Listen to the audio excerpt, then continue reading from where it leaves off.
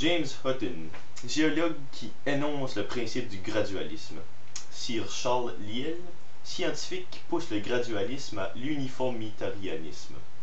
Lyell était l'habit de Darwin et fut une grande influence pour ce dernier. Le gradualisme, c'est une théorie selon laquelle les organismes changent graduellement. L'uniformitarianisme, un principe selon lequel les processus géologiques sont uniformes, leurs taux et leurs effets sont uniformes au cours des siècles. Les deux concepts énoncés précédemment sont toujours acceptés par les scientifiques d'aujourd'hui. Ils ont cependant fait quelques modifications, évidemment. Georges Buffon et Erasmus Darwin. Buffon était un écrivain français et Darwin était le grand-père de Charles Darwin. Ils ont tous les deux contribué à l'évolution en étant les pionniers reliés à ce qui ressemble au gradualisme.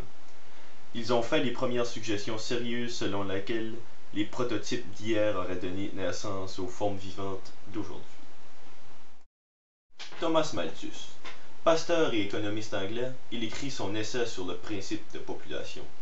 Il dit que la plupart des souffrances humaines, feu, épidémies, maladies, famines, etc., sont inévitables et servent à limiter la population, comme dit tout à l'heure. Alfred Russel Wallace. Un naturaliste anglais, moins connu que Darwin, mais tout aussi important.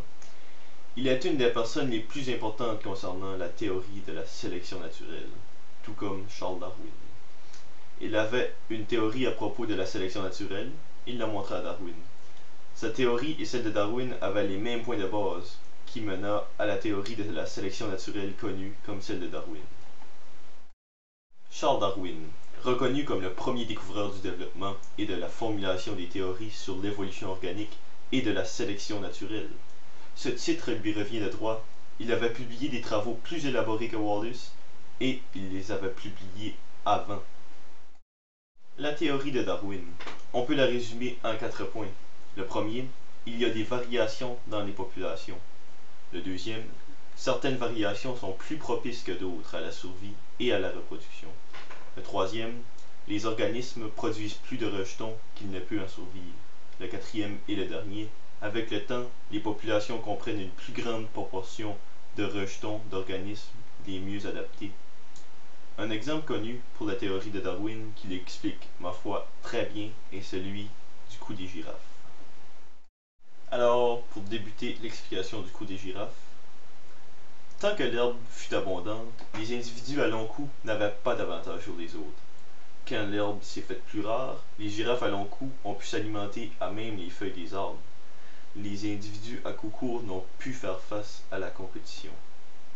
Les individus à long cou se sont donc reproduits, contrairement à ceux au cou court, qui n'ont pu se reproduire avant de mourir.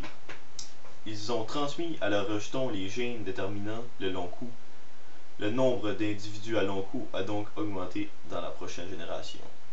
Le processus a continué jusqu'à ce que tous les individus de l'espèce aient le cou long.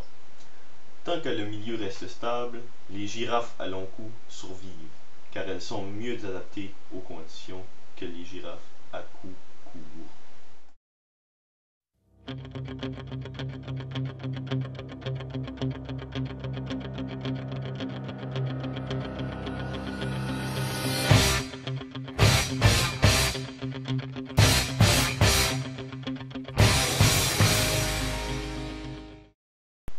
Deux dernières petites définitions. La spéciation, c'est l'apparition de nouvelles espèces. Et l'isolement géographique, c'est l'établissement d'une barrière physique entre des groupes d'une population, peut-être par exemple une rivière ou alors une chaîne de montagnes. D'autres exemples seront énoncés très bientôt.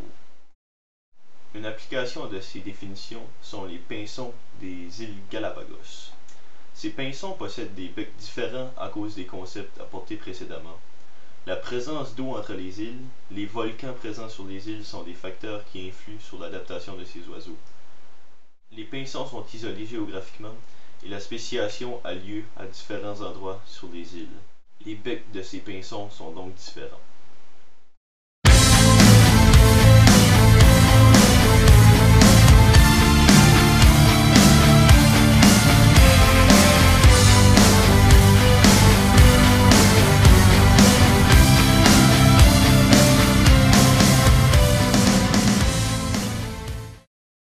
laboratoires réflexion. Le premier, la tuberculose. Le point principal de ce laboratoire est de réaliser que les bactéries évoluent et s'adaptent.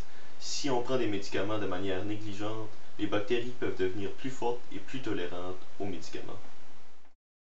Comme deuxième laboratoire, celui des citrouilles. Et notre dernière définition, le potentiel biotique, le plus grand nombre de descendants possible produits par une espèce. Le laboratoire des citrouilles prenait comme exemple, évidemment, les citrouilles, qui ont un potentiel biotique très élevé. Il est cependant jamais atteint. Pourquoi? Tout à l'heure, j'ai parlé de la surpopulation. J'ai nommé quelques facteurs et en voici d'autres. Le manque d'espace, et étant donné qu'il y a plus d'habitants, il y a plus de prédateurs. Le manque de nourriture et la sélection naturelle.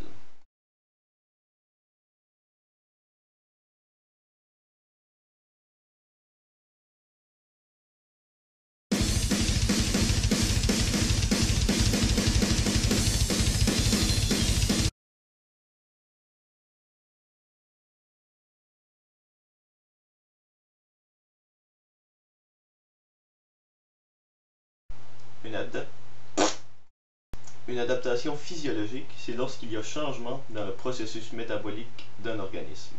Exemple, la pénicilline était un remède miracle jusqu'à d'autres... Oh, c'est pas facile d'apprendre. Et la fameuse sélection naturelle. Fuck. Comme deuxième exemple, son hypothèse fut rejetée après que les scientifiques de l'époque aient ramassé assez d'informations sur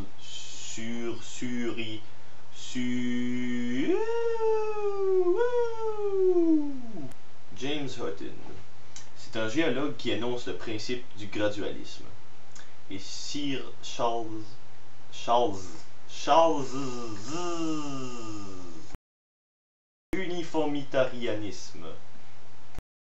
uniformitarianisme. Uniformitarianisme. L'uniformitarianisme, un principe selon lequel les processus géologiques sont uniformes et leurs taux et leurs effets sont uniformes au cours. Oh my god.